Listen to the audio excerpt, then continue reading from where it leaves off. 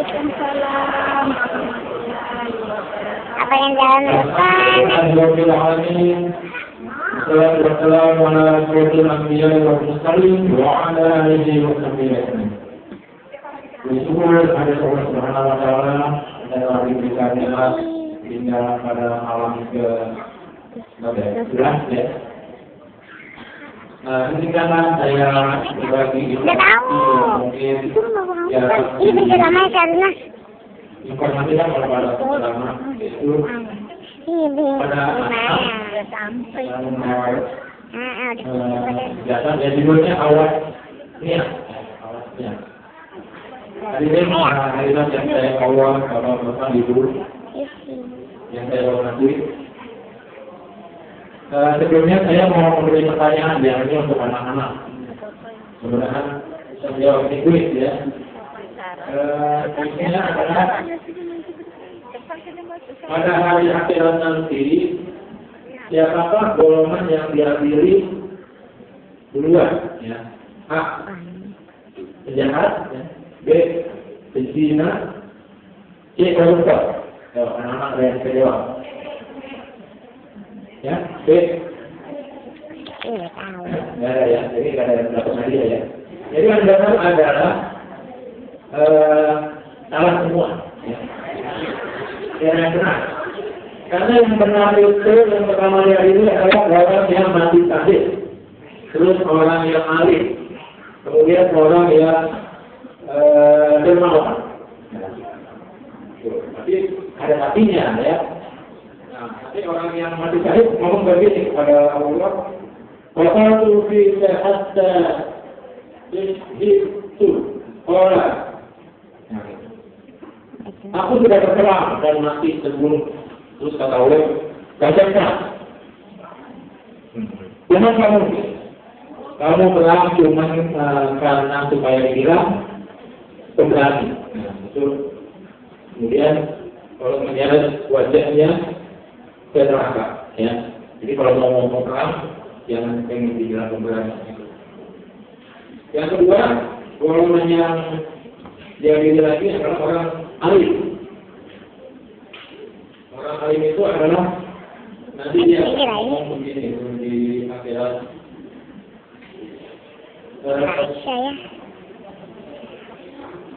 Saya sudah belajar ngaji, ya.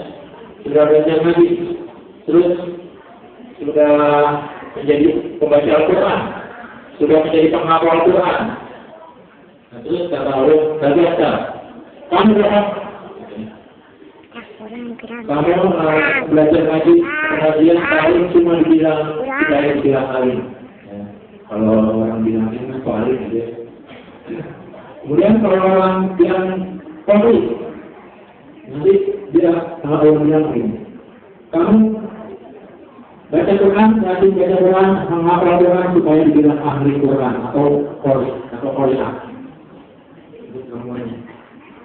Yang terakhir adalah orang-orang kaya yang menyumbang atau sedekah itu supaya dibilang dermawan, ya, atau orang yang suka memberi. Nah, kesimpulan dari hadis itu adalah tentunya niat dari awal kita harus mengawasi niat kita masing-masing. Jangankan nanti di akhirat ya, di dunia pun nanti jangankan di akhirat. Sekarang ya di dunia ini barang siapa yang berniat cari mana atau untuk popularitas, nanti Allah akan menyiapkan aibnya. Ya. Aibnya terbongkar. Kalau ada bukti lihat di televisi, ya. Orang-orang yang cari popularitas terbongkar semua aib-aibnya. Jadi kalau dia popularitas sendiri, ya sendiri secara alami, insya Allah aibnya tertutupi.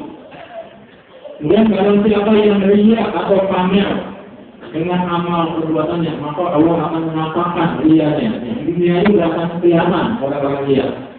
Terus apa sih jenis orang riya?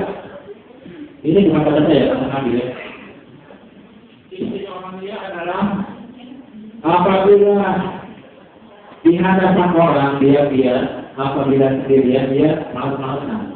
Ya, kalau misalnya sholat atau berbuat baik yang lain. dan selalu mau dipuji dalam segala perbuatan.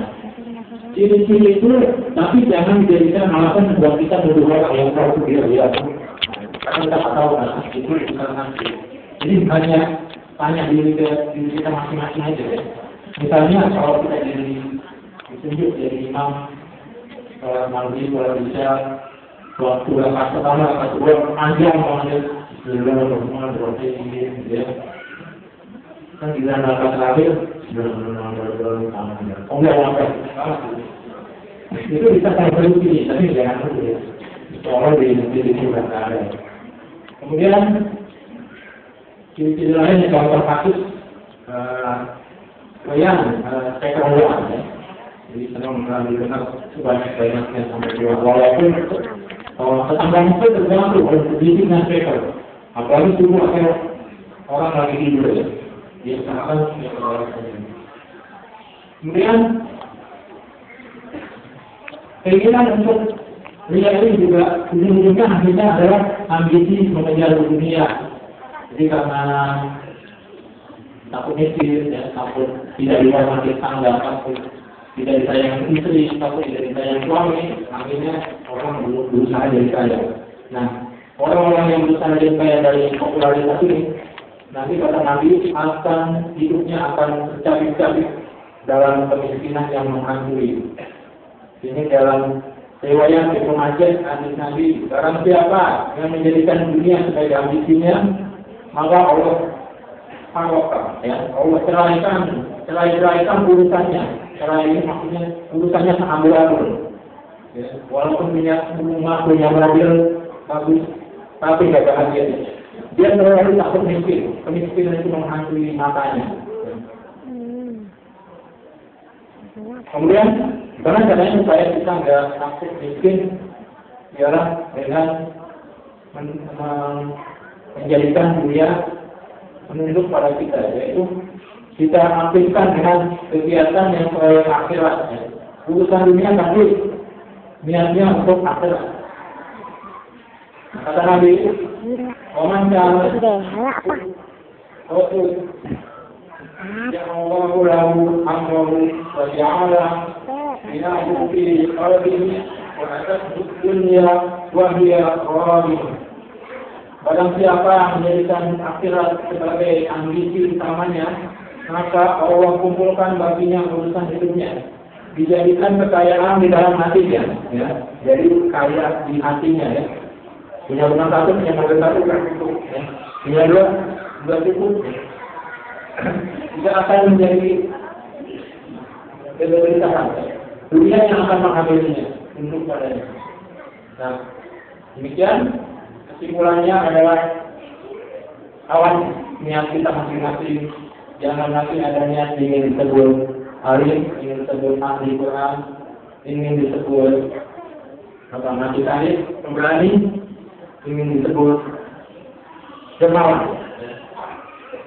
Nah, insya Allah mudah-mudahan kita semua yang hadir dan di masjid dan keluarga kita terlindung dari niat-niat yang tidak diridhoi oleh Allah Subhanahu wa Ta'ala. Mudah-mudahan bermanfaat. Mohon maaf kalau ada kekurangan. Assalamualaikum warahmatullahi wabarakatuh.